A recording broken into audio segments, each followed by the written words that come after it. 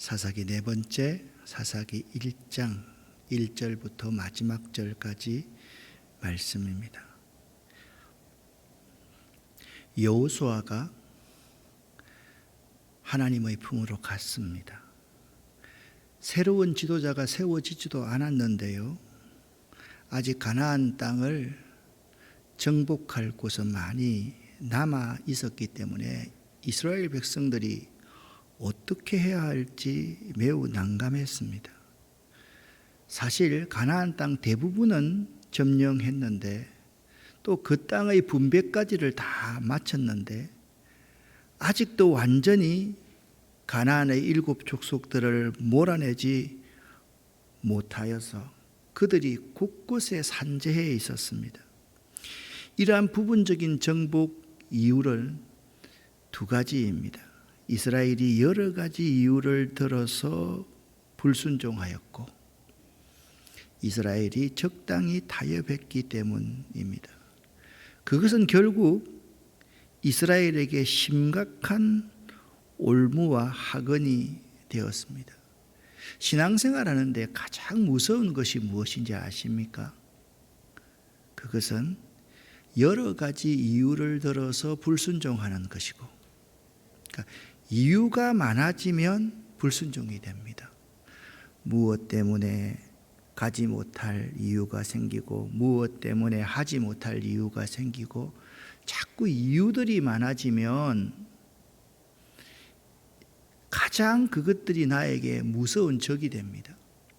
2번째는요, 적당히 타협하면서 신앙생활 하는 것입니다. 사사기서를 1장부터 마지막 절까지 읽어가면 크게는 불순종해서 하나님 앞에 채찍을 맞고 회개하고 돌아오는 것이지만, 좁게는 여러 가지 이유를 들어서 불순종하고 적당히 타협하는 그들의 삶에 대해서 우리가 깨달을 수가 있습니다. 도전받을 수가 있습니다. 여러분과 제가 1절, 2절, 3절 말씀을 함께 읽어보겠습니다. 여호수아가 죽은 후에 이스라엘 자손이 여호와께 여쭈어 이르되, 우리 가운데 누가 먼저 올라가서 가나안 족속과 싸우리이까? 여호와께서 이르시되, 유다가 올라갈지니라.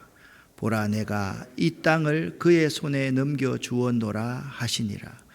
유다가 그의 형제 시므온에게 이르되, 내가 제비 뽑아 얻은 땅에 나와 함께 올라가서 가나안 족속과 싸우자.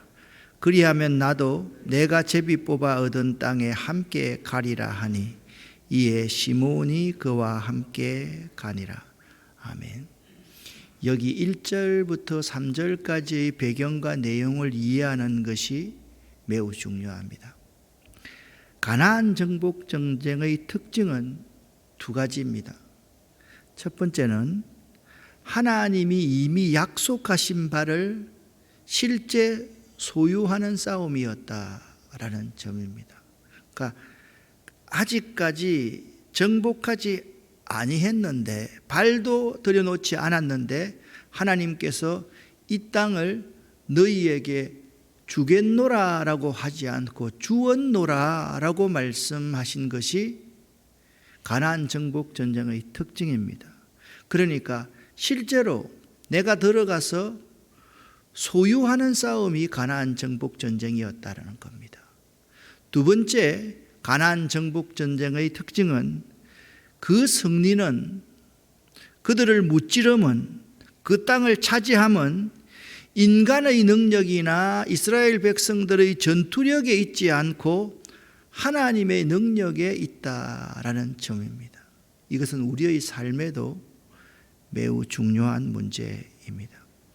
자, 여호수아를 읽어가다 보면 가장 대표적인 전투, 이스라엘 백성들의 정복 전쟁의 특징을 여리고성 전투와 아이성 전투로 설명해 놓으면 우리가 참 이해가 되기 쉽습니다. 여리고성 전투는요, 철저하게 하나님께 묻고 하나님의 명령에 의지하여서 가장 견고한 성 여리고성을 무너뜨렸던 전쟁입니다. 그런데 아이성에 가니까 너무 조그마한 거예요. 힘도 약한 거예요. 하나님, 우리가 어떻게 하오리까? 그렇게 묻지 않았습니다. 그냥 여기는 우리 적은 인원이 올라가도 이길 수 있겠습니다, 하나님. 그들은 아이성 전투에서 대패하게 됩니다. 자, 여러분, 이 전쟁의 아주 중요한 특징은 뭐냐 하면 우리 인간에게 달려있지 않습니다. 하나님의 능력에 달려있다는 것을 잊어서는 안 됩니다. 하나님께서 항상 우리에게 어떠한 미션을 주실 때 미션만 주시는 것이 아니라 약속까지 함께 주신다라는 점을 우리는 잊어서는 결코 안 됩니다. 이스라엘 백성들은요, 처음에는 이 싸움을요, 여호와께 묻고 협력하여 승리하였습니다.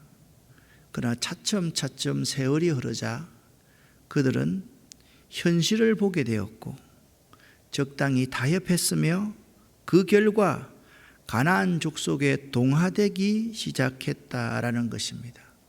갈라디아서 3장 3절에 이런 말이 있지 않습니까? 성령으로 시작하였다가 육체로 마치겠느냐. 이스라엘 백성들의 그러한 모습이 용두삼위격이었습니다. 성령으로 시작했다가 육체로 마치는 것 같은, 처음에는요 철저하게 여호와께 묻고 협력하여 승리했습니다. 이 여호와께 묻고 협력하여 승리했는데 차츰 세월이 흐르자 현실과 타협하고 현실에 동화되기 시작한 인물이 있습니다. 사람들이 세운 왕 사울 왕이었습니다. 하나님은 사울 왕 세운 것을 후회했다, 그렇게 말씀하고 있습니다. 이제요, 그러한 실패를 딛고 이스라엘은 하나님께 이렇게 묻고서 사사기를 시작합니다. 우리 가운데 누가 먼저 올라가서 가나안 족속과 싸우리까? 하나님께서 유다를 지명하셨습니다. 그리고 유다를 지명할 뿐만 아니라 그 유다에게 약속까지 함께 주셨습니다. 유다가 올라갈지니라.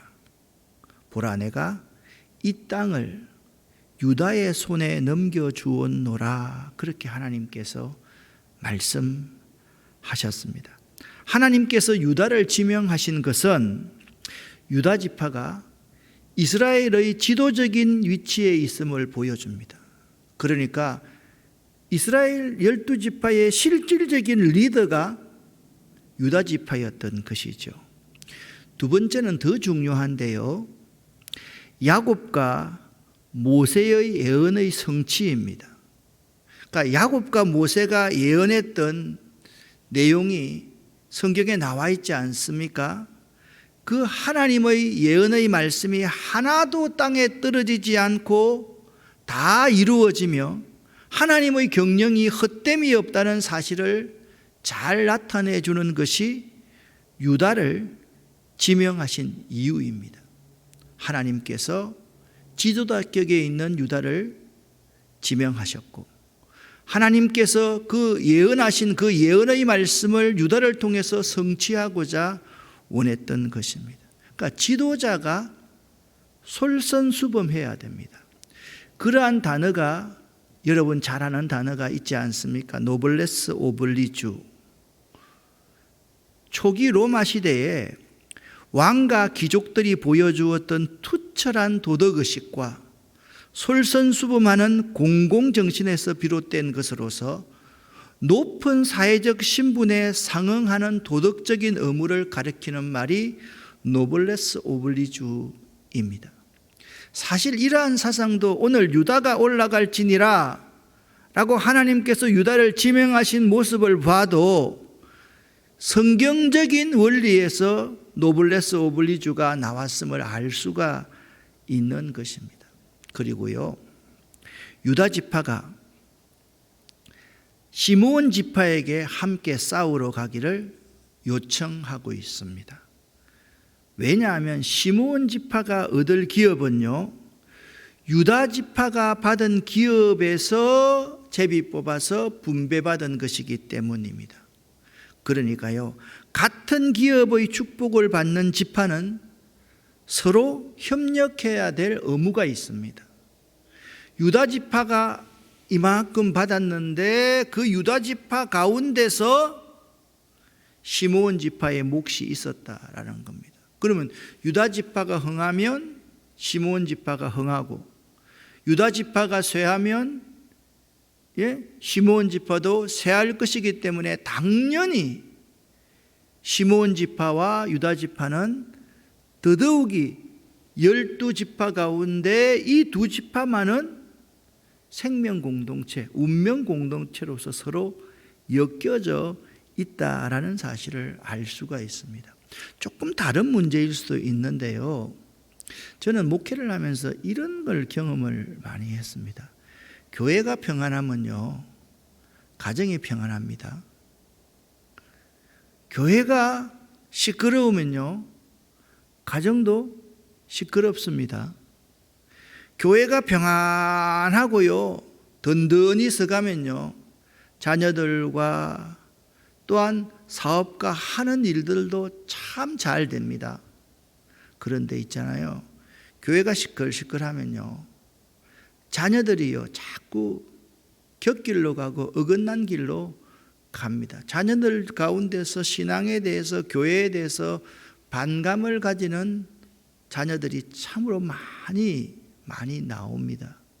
교회에서요, 교회 직분자들, 중직자들이 부족하지만은 목사님들을 잘 섬기고, 또한 목사님들의 부족한 점을 잘 본인들이 채워나가면 자녀들이 그걸 보고 배웁니다. 교회의 후배들이 선배님들을 보고 배웁니다. 그런데요, 교회의 지도자적인 위치에 있는 사람들이 안수 집사 때는 참 잘하다가 당회원이 딱 되어서 들어가면 이상하게 변하는 교회가 있습니다.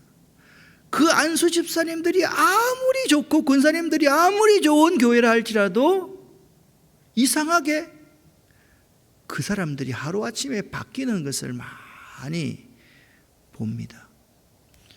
유다 지파가 가장 작은 시므온 지파에게 협력을 요청한 의미가 있습니다.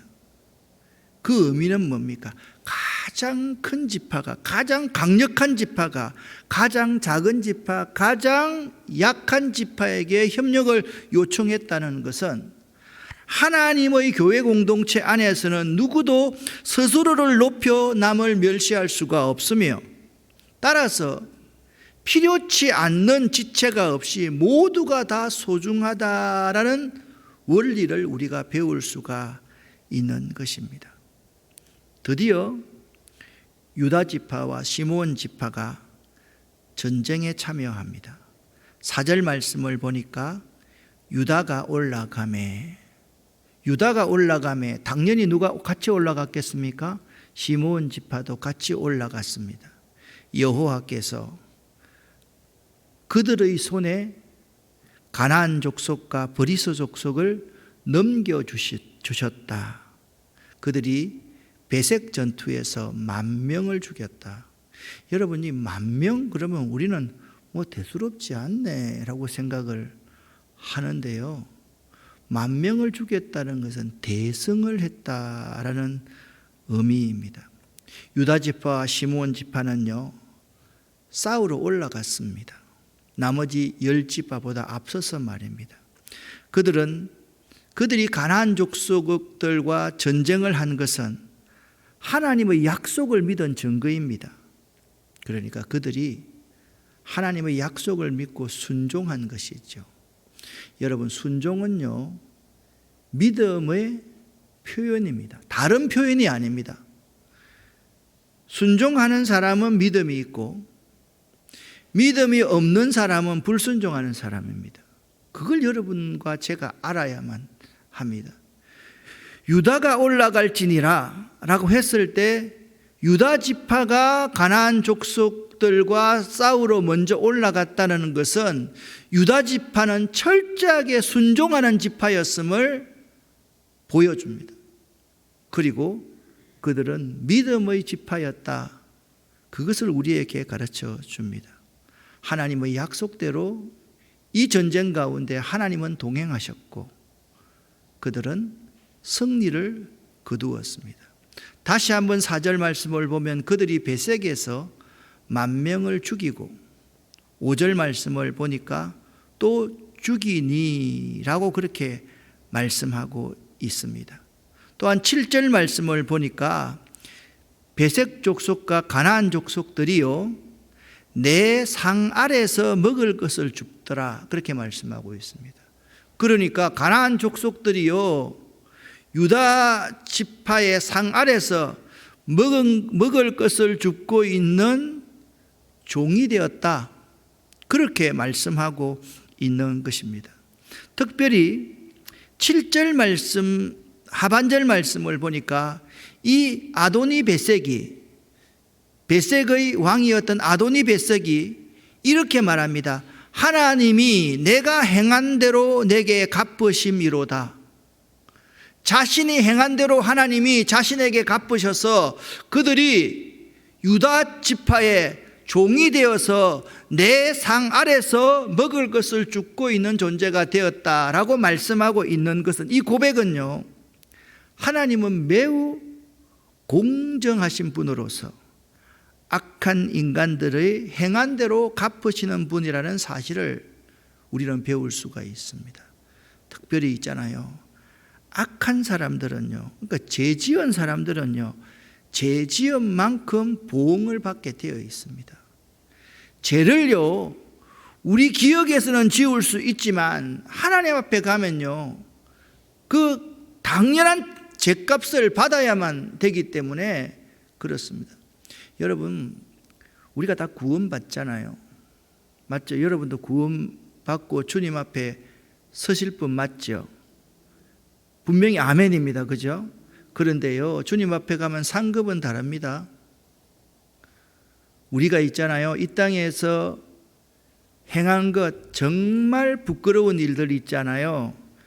필름처럼 앞으로 쭉 돌아가면서 하나님 앞에 구원은 얻었는데 얼마나 부끄러운 구원을 얻을런지 그건 모른다는 거예요. 그래서 지금 부지런히 감추려고 하지 말고 지금 회개하고 청산하고 지나가야지 되는 거지. 그거 청산하지 않고 계속 가지고 가면요, 그건 하나님 앞에서 분명히 그 악한 행위대로 우리 스스로가 느끼게 될 시간이 있다라고 그렇게 말씀을 하고 있습니다. 아도니베섹의 이 말을 우리는 명심해야만 됩니다. 하나님이 내가 행한 대로 내게 갚으심이로다 그렇게 말합니다. 그래서 우리가 평소에 신앙생활이 굉장히 중요한 거예요. 평소에 내 말과 내 행동, 내가 사람을 대하는 자세, 그리고 사람들이 내게 보고 있지 않다 할지라도 사람들에 대한 내 생각이 굉장히 중요한 거예요. 사람들은요, 그걸 몰라요. 하나님이 우리의 머리털까지 다 세신다는 사실을 잘 몰라요. 특별히 9절부터 20절까지는 유다 지파와 시므온 지파의 전쟁의 결론에 대해서 말을 하고 있고요. 그 다음에 21절부터 마지막 절까지는 유다 지파와 시므온 지파를 제외한 나머지 지파들이 어떻게 전쟁을 수행했는가, 그것을 말씀해 주고 있는 것이죠. 자, 그럼 오늘 1장은요, 세 부분으로 나누어질 수 있어요. 이스라엘 백성들이 지나간 과거를 뉘우치고 하나님께 묻는 장면과 하나님께서는 대답하시는 장면, 그 다음에 유다와 시므온 지파가 가나안 백성들과 전쟁하는 장면 20절까지입니다. 그리고 지도자격인 유다 지파의 전쟁이 끝나니까 나머지 지파들이 전쟁을 어떻게 수행했는지, 그러니까 이스라엘 백성들이 실패한 그 원인을 우리에게 잘 말씀해 주고 있다라는 사실입니다. 이 유다 지파와 시므온 지파의 전쟁이 우리에게 주는 첫 번째 교훈은 이렇습니다. 가나안 족속들을 몰아내기는 하였으나 철저히 제거하지는 못했다. 그들은요, 자기 편에 계시는 하나님께서 누구든지 모두 다 온전히 쫓아낼 수 있도록 도우실 것이라는 사실을 온전히 믿지 못하였고요. 하나님의 병거는 천천히나 만만히 된다는 것을 생각하지 못한 지파가 유다 지파였던 거예요. 우리도 마찬가지입니다. 하나님이 우리에게 사명을 주실 때는요, 무엇까지 함께 주신다고요? 약속까지 함께 주십니다. 사명을 생각하면 부담 갑니다. 못할 것 같습니다. 그런데 우리는 뭘 믿어야 돼요? 약속을 믿어야 돼요. 하나님의 약속. 그게 믿음입니다. 우리는 자꾸 하나님께서 나에게 왜 이렇게 많은 걸 시킵니까? 어려운 걸 시킵니까? 못할 걸 시킵니까? 라고 이유를 찾는데 그걸 보지 말고요, 하나님의 약속을 믿으세요. 하나님은요, 무엇이든 하실 수 있고 그 약속은 반드시 지키시는 분이십니다. 믿으시기를 예수 이름으로 간절히 축원합니다. 하나님은 그런 신분입니다. 그런데 우리는 그 하나님을 온전히 신뢰하지 않고 나에게 부담 가는 일, 그것만 생각하지 하나님께서 하신 약속, 하나님이 어떤 분인가에 대해서 잊기가 참 쉽다라는 것입니다. 유다 지파가 참 전쟁을 치른 교훈이 이렇습니다. 유다 지파와 시므온 지파의 이러한 부분적인 믿음은 뒤이어서 21절부터 쭉 나오는 동일한 전쟁을 수행할 타 지파들에게 좋은 영향을 주지 못했을 뿐만 아니라 그들의 삶과 역사에 치명적인 결과를 초래하고 말았습니다. 교회에서요, 우리가 이제 본격적으로 중직자를 세우는데 중직자들 가운데 가장 소중한 것이 무엇인지 아십니까? 본을 보이는 겁니다. 아하, 내가 저 장로님, 저 권사님처럼 신앙생활 해야 되겠구나. 그 젊은 집사님들이 그분들을 보고 아, 저분들이 내 삶의 모델이 될 수 있게 하는 그게 가장 큰 사역이에요. 여러분, 자녀들이 우리 부모님을 보고요, 저렇게 섬겨야 하겠구나, 저렇게 하나님을 섬겨야 하겠구나, 그걸 본받게 하는 것이 부모들의 아주 중요한 사명임을 알아야만 하는 것입니다. 다른 지파들이 보고 있는 거예요. 근데 우리는 그걸 모를 때가 많이 있다는, 그걸 잊을 때가 많이 있다는 거예요. 많은 눈들이 누구를 보고 있다? 나를 보고 있다. 그건 나를 보고 있다라고 할 때 여러분들 그게 부담이 가가지고 내가 외식적인 그러한 행동을 하라는 말이 아닙니다. 많은 눈들이 나를 보고 있다고 하는 그것이 예수 그리스도의 사역을 이어가는 사역이라는 거예요. 예수님께서 우리에게 본이 되시게 하기 위해서 십자가를 지셨지 않습니까? 사랑의 삶을 살았지 않습니까? 희생하고 순종하는 삶을 사셨지 않습니까? 그 삶을 우리가 따라갈 때 우리 뒤에 또 다른 사람들이 그러한 삶을 살게 되는 것이라는 거예요. 유다 지파의 이러한 온전치 못한 순종, 타협하는 마음, 그런 마음은요, 다른 지파에게 엄청난 부정적인 영향을 끼칠 수밖에 없었다라는 거죠. 자, 여러분, 2장에 가면, 오늘 1장을 읽고 2장에 가면 여호와의 사자가 말씀하시되 내가 너희를 애굽에서 올라오게 하며 너희 조상들에게 맹세한 땅으로 들어가게 하였으며, 하나님이 주인공입니다. 또 내가 이르기를 내가 너희와 함께한 언약을 영원히 어기지 아니하리니 라고 그렇게 말씀하고 있습니다. 그 하나님의 말씀이 뭐냐 하면 2절 말씀입니다. 함께 읽어보겠습니다. 너희는 이 땅의 주민과 언약을 맺지 말며 그들의 제단을 헐라하였거늘 너희가 내 목소리를 듣지 아니하였으니 어찌하여 그리하였느냐. 그러니까 그들이 뭡니까? 그 땅 거민들과 언약을 맺었고 그들의 제단을 헐지 않았고 그들이 내 목소리를 듣지 아니했고, 그래서 하나님은 어찌 그리하였느냐라고 묻고 있는 것입니다. 그러므로 내가 또 말하기를 내가 그들을 너희 앞에서 쫓아내지 아니하려니 그들이 너희 옆구리에 가시가 될 것이며 그들의 신들이 너희에게 올무가 되리라 하였노라. 여러분, 이 가시와 올무라는 것이 얼마나 무서운 건지 아십니까? 우리가 어릴 때 산토끼 잡느라고 올무 만들어서 많이 놓아봤지 않습니까? 실제로요, 이 올무를요, 딱 올무에 걸리게 되면요, 살 수 있는 방법이 다리에 걸리면, 다리가 잘리면 살 수 있습니다. 그리고 목에 걸리면 나중에 목이나 몸에 걸리면 반드시 죽습니다. 올무가 그냥 생각 관념적인 게 아니에요.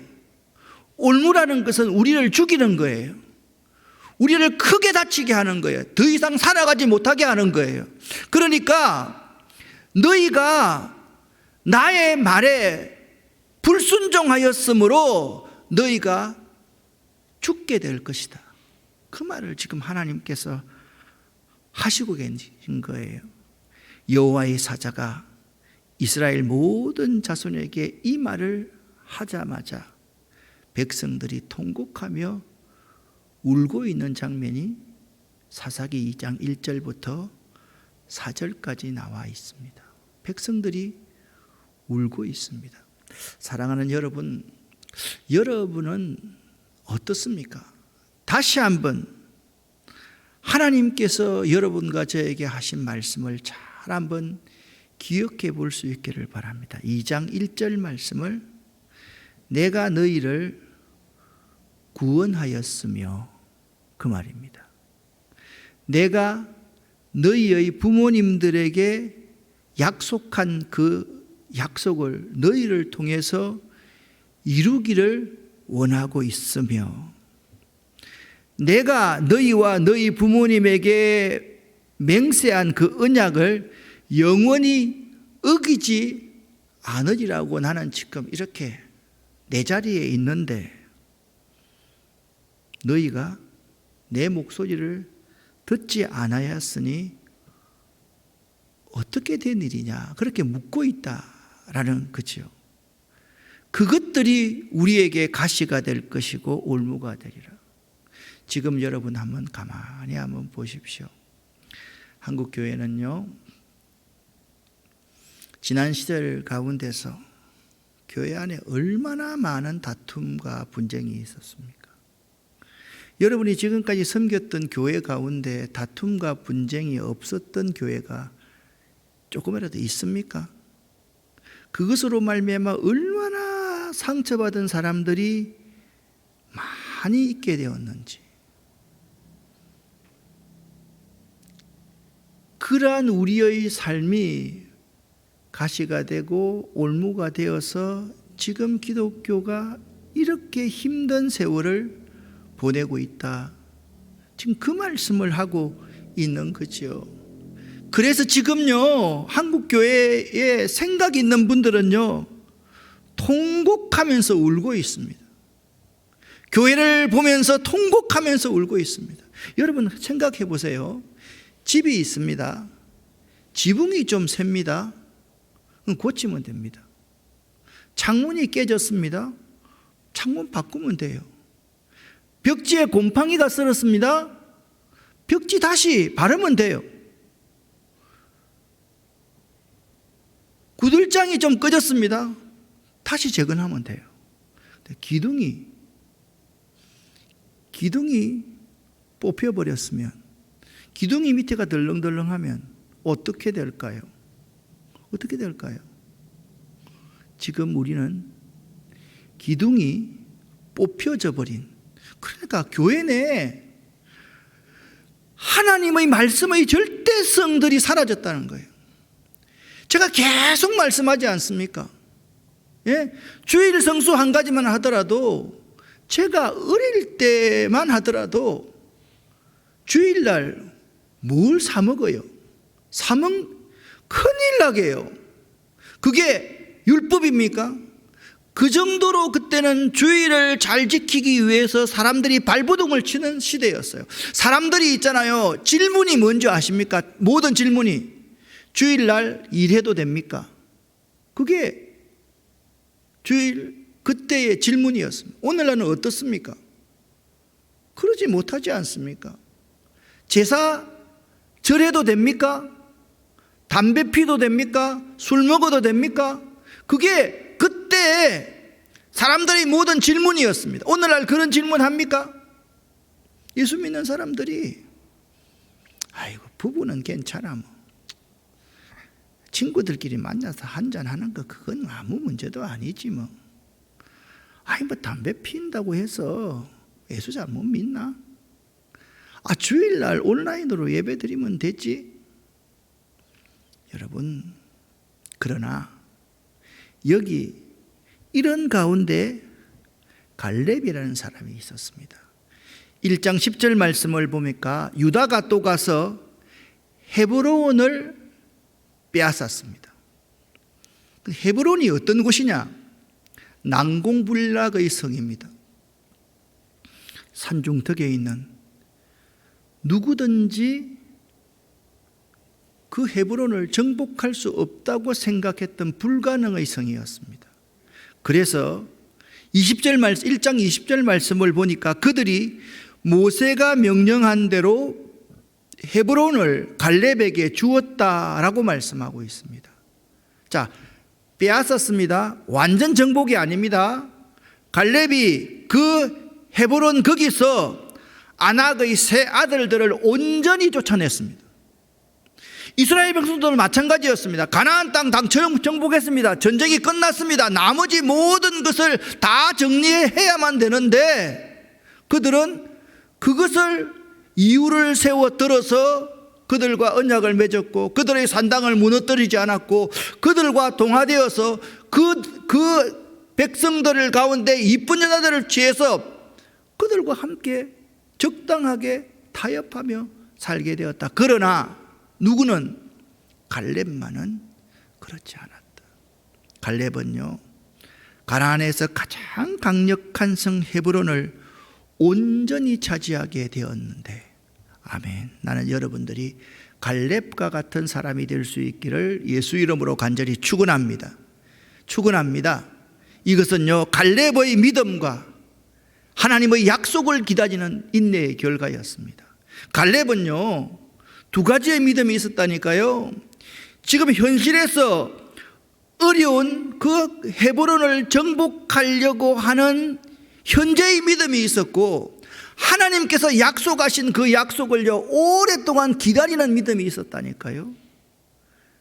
갈렙은 그래서 차지했습니다.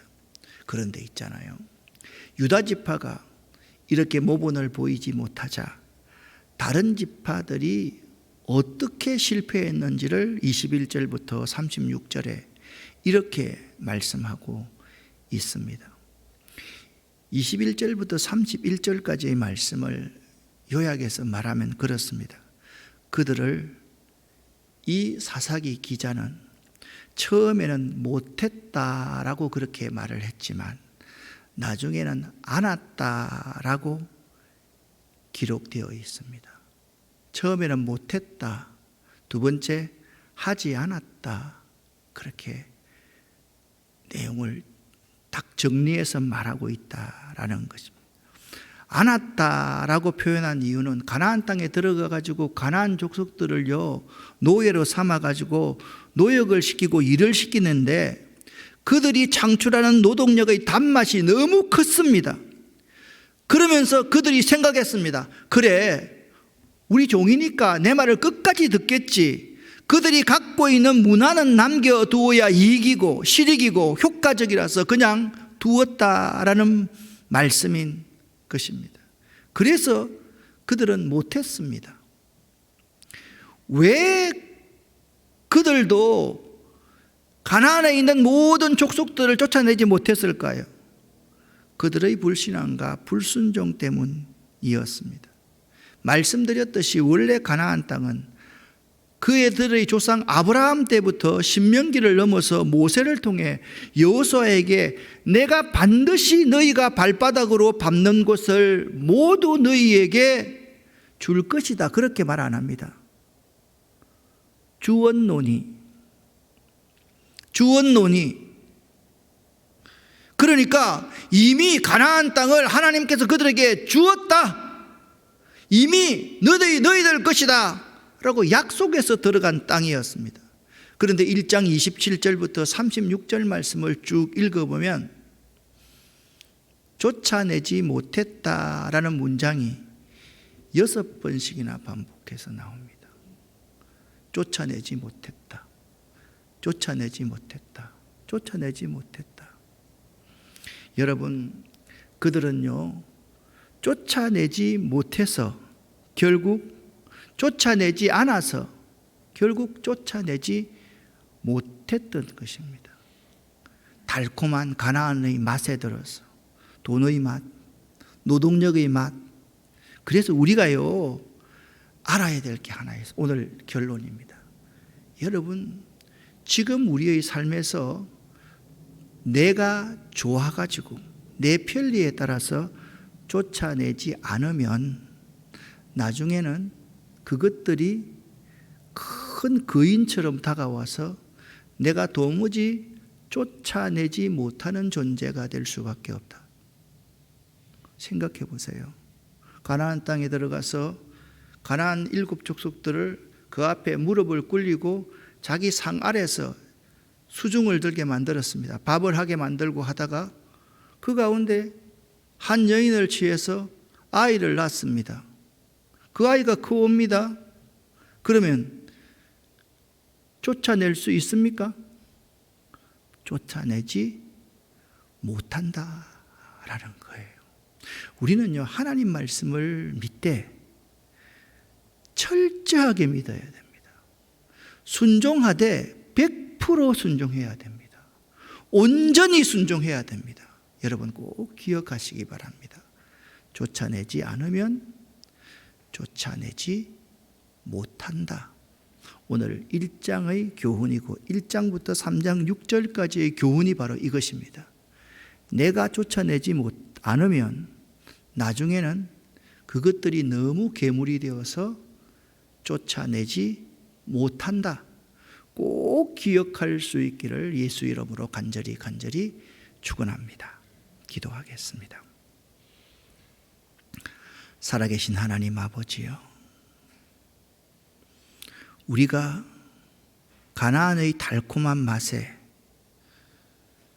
빠져서 하나님의 말씀을 불순종하고 부분적으로 순종하면 나중에는 결코 사단의 노예가 되고 쫓아내지 못함을 오늘 이 시간 배웠습니다. 하나님, 우리에게 믿음을 주시옵소서. 지금 행할 수 있는 믿음도 주시고 하나님의 그 약속, 그 언약의 말씀을 믿는 믿음을 우리에게 허락하여 주시옵소서. 적당히 타협하지 않도록 도와주시고 이유를 들어서 회피하지 않도록 하나님께서 우리들과 함께하여 주시옵소서. 내가 쫓아내지 않으면 결국은 쫓아내지 못한다. 이 말씀을 명심할 수 있도록 도와주시옵소서. 이 시간 우리 모두에게 하나님 결단과 온전한 순종을 허락하여 주시옵소서. 예수 그리스도 이름으로 축복하옵고 간절히 기도 올립니다. 아멘.